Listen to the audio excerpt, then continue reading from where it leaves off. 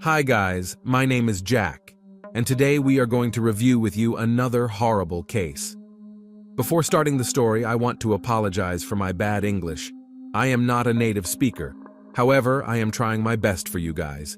Thanks for your understanding. Acts committed foolishly and because of the young age sometimes can break the entire future life and have the most unpredictable, even tragic consequences. In the story known as The Case of Daisy Coleman, intertwined the fate of several young girls who became victims of their own naivety and carelessness. They believed that this will soon be forgotten, and life will return to its former course, but they were wrong. Each of the schoolgirls was subjected to cruel bullying by classmates and those whom they used to consider friends. In 2016, a documentary called Audrey and Daisy told the stories of girls who were victims of violence and bullying. These stories took place in different places and at different times, and the girls did not even know each other. But the picture clearly showed that psychological violence is often more difficult to survive than physical violence. But let's start at the beginning. The Coleman family. It was a large, friendly, and quite happy family which could be called exemplary. They lived in the small town of Albany, Missouri. Spouses Michael and Melinda were married for many years and raised 4 children together, sons, Charlie, Tristan, and Logan, as well as a daughter, Daisy. She was the second child and the only girl in the family. Both parents worked in the medical field. Only Michael was a surgeon and his wife a veterinarian. They were considered respected people in their town. All family members were sports fans and cheered for local teams. In 2009, when Daisy was 12 years old, she and her father and older brother traveled by car to a neighboring town to attend a soccer game. However, the weather turned bad that day, and the car skidded on the wet road, resulting in a collision with a car that was traveling in the oncoming lane. The father of the family died on the spot, but the children fortunately were not seriously injured. The Coleman family was bereaved, and they soon decided to move to another city for a change of scenery. The family settled in Maryville, still in the same state of Missouri, where the children went to one of the local schools, and the mother got a job at a veterinary center. Gradually, they recovered from the loss and began to make plans for the future. Daisy was actively engaged in dancing and gymnastics, and was also a member of the school cheerleading team. In addition, the girl discovered another talent. She drew very beautifully and dreamed of becoming an artist or designer in the future. At school, she had many friends who characterized her as bright, kind, open, and cheerful. Daisy had a best friend named Paige, with whom they were practically inseparable. The girls went to school together, were on the same cheerleading team, and attended the same dance studio. They often stayed overnight at each other's houses, which became a common occurrence. On January 7th, 2012, when school was on winter break, Paige once again stayed overnight at her friend's house. They watched movies, ate sweets, and chatted, and when everyone went to bed, Daisy sneaked down to the home wine cabinet and stole a bottle of hot liquor from there, which she and her friend drank. After midnight, Daisy began texting a local hottie, 17-year-old Matthew Barnett, who was considered one of the most popular guys in school and was an up-and-coming soccer player. He was friends with her older brother, Charlie, with whom they were in the same class and often visited the Coleman family home. Daisy was flattered by the attention of a grown boy, and she was eager to chat and flirt with him. When she wrote that she was spending the night with a friend, Matthew invited the girls to a party at his house, suggesting that they have fun without their parents. They eagerly accepted his offer and quietly left the house, escaping through Daisy's bedroom window. Soon Matthew and his buddy came to pick them up, and the young men headed to his house, where several other kids from their school were waiting for them. Nightmare party. The party was held in the basement of the house, which the young people got into through the garage. As soon as Daisy and Paige went inside, they were offered alcoholic cocktails that the guys had made themselves. Matthew was particularly persistent. He poured Daisy one drink after another, and she drank it eagerly, trying to impress him. At one point, Paige tried to intervene because she thought her friend was already pretty drunk, but she was asked to stay out of it. At the party was a guy named Nicholas, whom Paige had long had a crush on. He approached her and started flirting with her. They drank together, and afterward, the high schooler offered her privacy in another room. Paige agreed, realizing what would happen next. Their intimacy didn't last long, and when they went back inside, Daisy wasn't in the large room. The door of the next room where the bed was slightly ajar, and Paige saw that her friend was lying there almost unconscious, and Matthew, taking advantage of her condition, had become intimate with her. In addition, another member of the party, named Jordan, was filming what was happening on his cell phone. As it later turned out, he also took advantage of Daisy's unconsciousness and had sexual intercourse with her. The boys put the girls in the car and drove them back to Daisy's house. Paige had sobered up a little by then, but her friend was still half conscious and unable to stand on her own.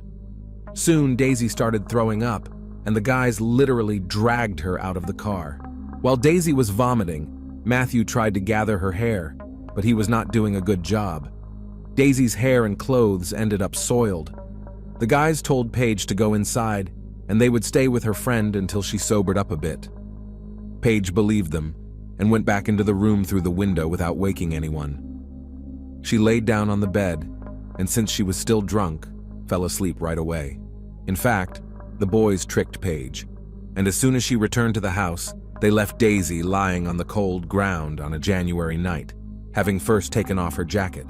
They later explained their actions by saying that they were afraid someone would see them with a drunken minor and call the police. They allegedly took off the jacket because Daisy was vomiting and had soiled it. Apparently, Daisy lay outside in sub-zero temperatures for several hours before she came to her senses. According to her recollection, at first she thought she was dead because she couldn't feel her limbs, couldn't move or scream. She was also not wearing shoes or socks, but no one could explain where they had gone. Her wet hair was frozen to the lawn, and she had to make an effort to lift her head and look around. Daisy crawled to the doorstep of her own house and slammed her hand on the front door several times.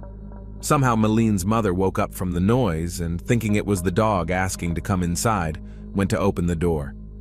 Melinda almost lost her senses when she saw her daughter lying on the porch in a helpless and semi-conscious state, undressed and without shoes. The mother shouted and woke her sons, who immediately rushed over and helped to carry her sister into the house. She was wearing only a t-shirt and thin pants, and her limbs showed signs of frostbite. Daisy could not speak, but only sobbed occasionally. She was shaking violently and smelled of alcohol. At first, the mother tried to keep her daughter warm by wrapping her in blankets, but quickly realized that it wouldn't help, so she told her sons to carry her sister into the bathtub. There, Melinda began removing her daughter's clothes and saw that her thighs were covered on the inside with bruises and abrasions. She immediately realized that her daughter had been abused and called the police and medics. Until they arrived, the mother warmed Daisy with warm water.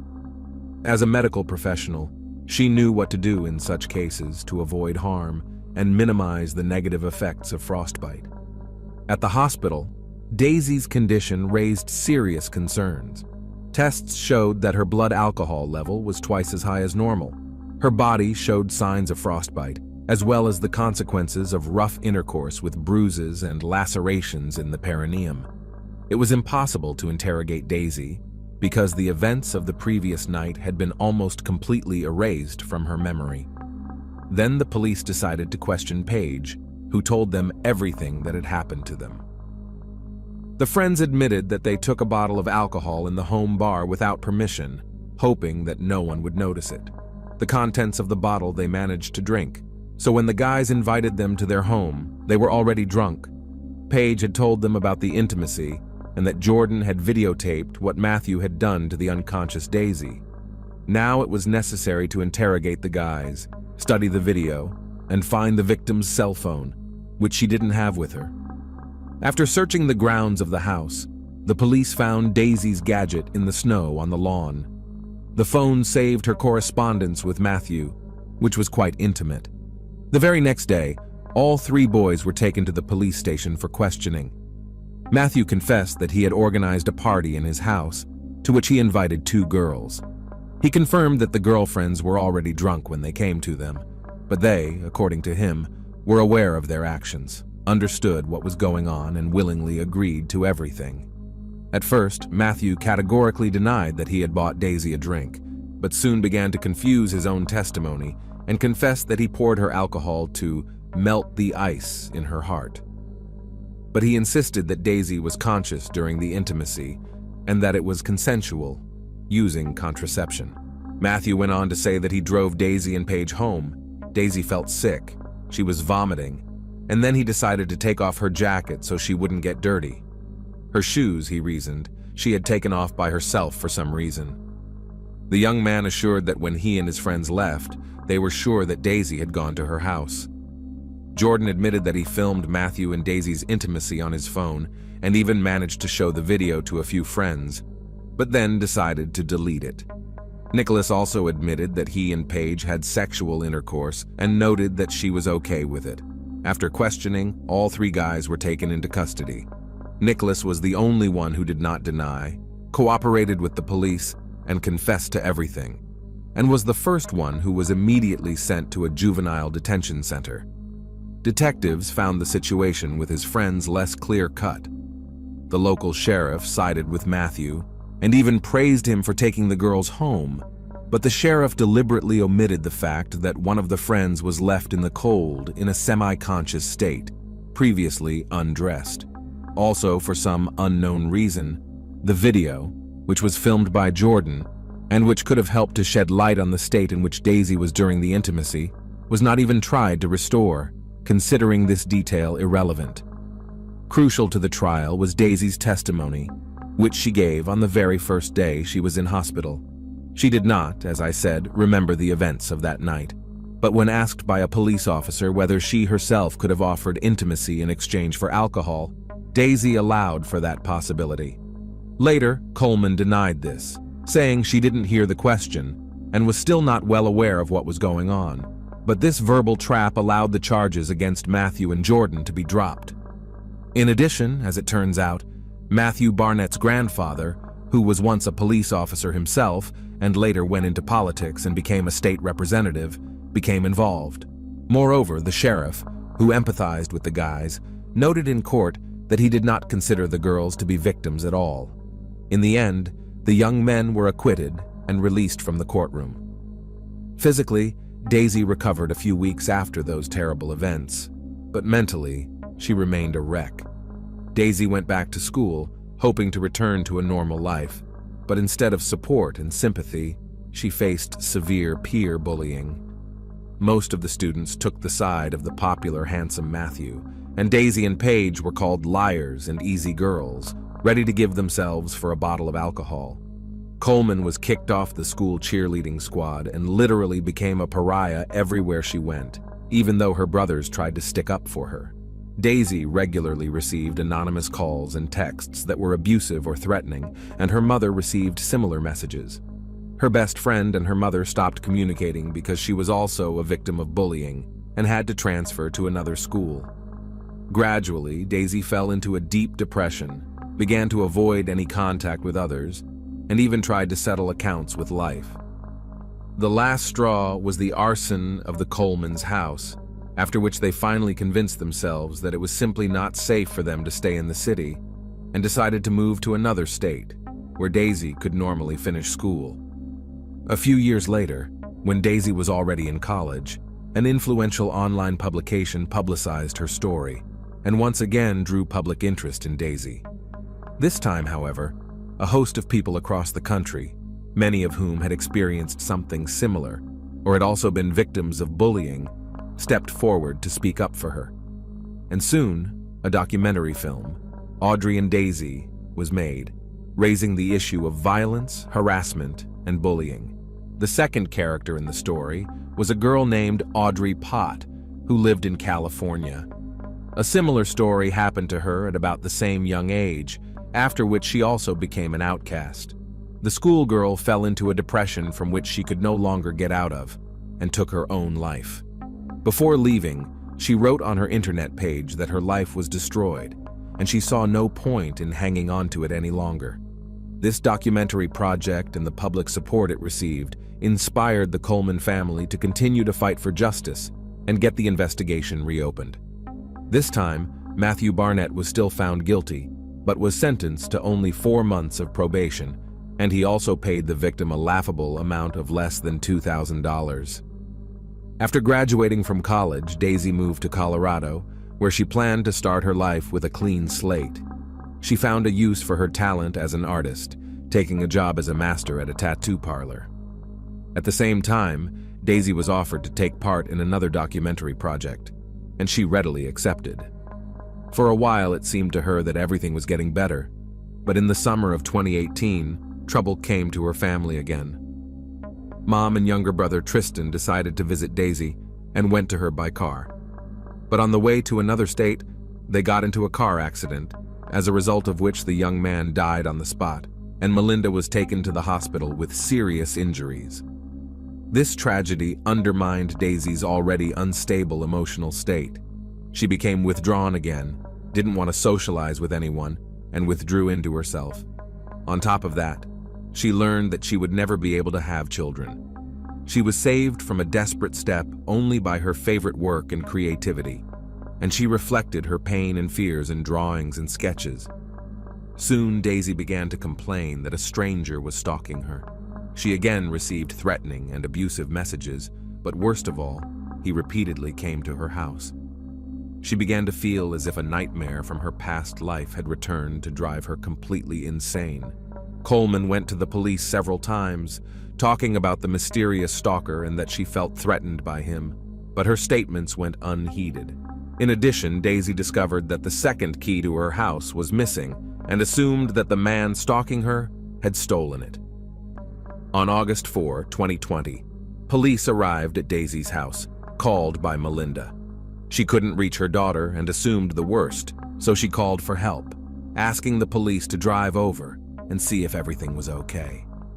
Daisy was home and admitted she was very scared, but the police found no intruders, either in the house or nearby, and so quickly left.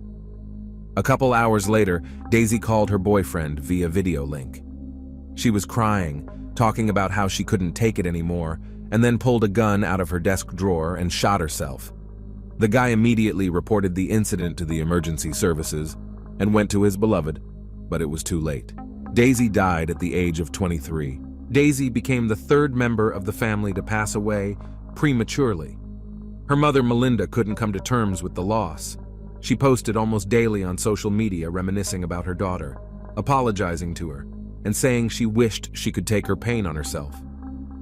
A few months later, the 58-year-old woman left one last post with an old photo of all her children together. She admitted that she couldn't bear to live with the pain, and afterward she voluntarily left this world, shooting herself just as her daughter had done. Of the once large, loving, and happy family of 6, only brothers Charlie and Logan remained. When they wanted to take some of their sister's belongings as a memento of her, it turned out that the salon where she worked had been robbed and the albums with her exclusive sketches were stolen. As for Matthew Barnett, his life is quite successful now. He graduated from a prestigious college and decided to follow in the footsteps of his influential grandfather. When Matthew learned about the death of his mother and daughter Coleman, he dryly expressed his condolences on his page on the internet. Thanks for watching, guys. That was Jack with you. Subscribe to the channel. There are many shocking stories ahead.